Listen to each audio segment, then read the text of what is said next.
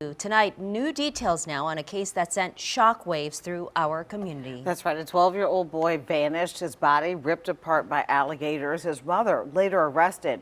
New court records show abuse and neglect reports were made against his mother more than 10 times. WDSU investigator Aubrey Killian uncovers the bulk of those tips were made to the Louisiana Department of Child and Family Services, where a task force is finding cracks in the system.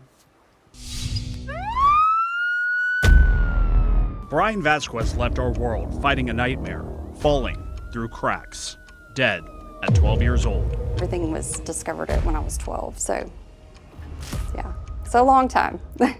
12 years old? Yeah.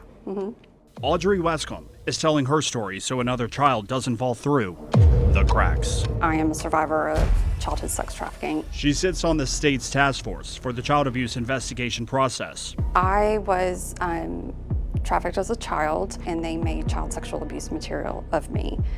And so really I've been passionate just about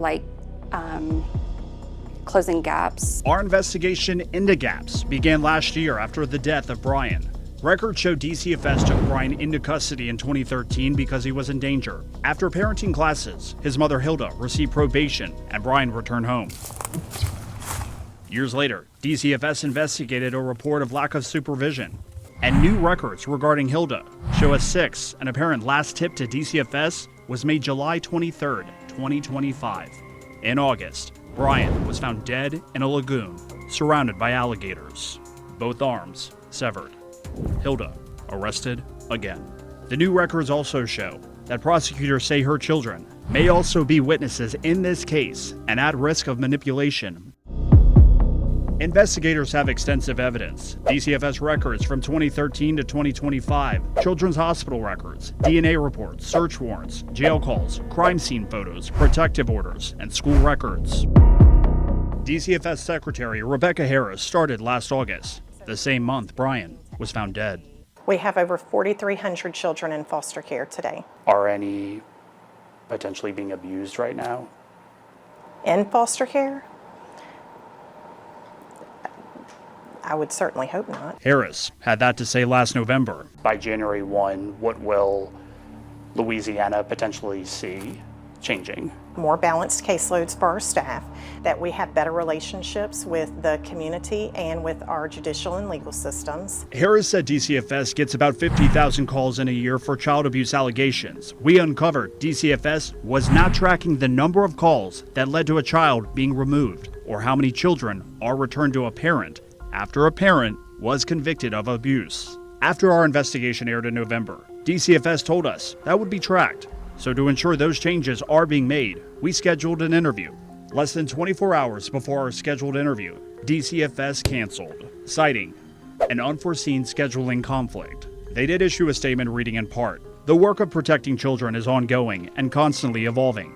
Over the past year, DCFS has focused on strengthening frontline staffing, improving supervisory support, enhancing coordination with the community and judicial partners, and modernizing data systems to better monitor performance and accountability. As we prepare for the upcoming legislative session, we will share updated information and data." People are not making reports because it takes 2 hours to make a report. But more problems revealed at a task force hearing this year in Baton Rouge. As a mental health provider, I can't make sure that law enforcement goes out and checks on a kid that I believe to be in danger. Some members of the task force pushing for DCFS to be the main entity in charge of reports of child abuse and neglect in Louisiana.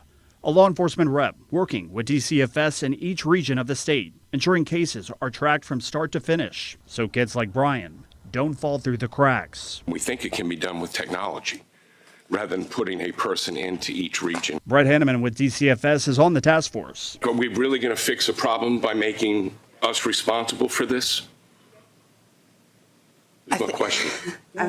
I think so. It makes Solely on sense us? to be housed there. I do. Senator Regina Barrow firing back. That is their responsibility. If they are unable to do it, then the question is, do we continue with the department? WDSU Investigates uncovered records showing laws and policies could change. That could include establishing regional law enforcement coordinators, additional mandatory reporting policies and training, DCFS employees assigned at children's advocacy centers, addressing school employees accused of child abuse moving between schools, and when it comes to kids waiting for services. I'm just curious if that's a data point that you guys are tracking or if it's something that It's not, we can.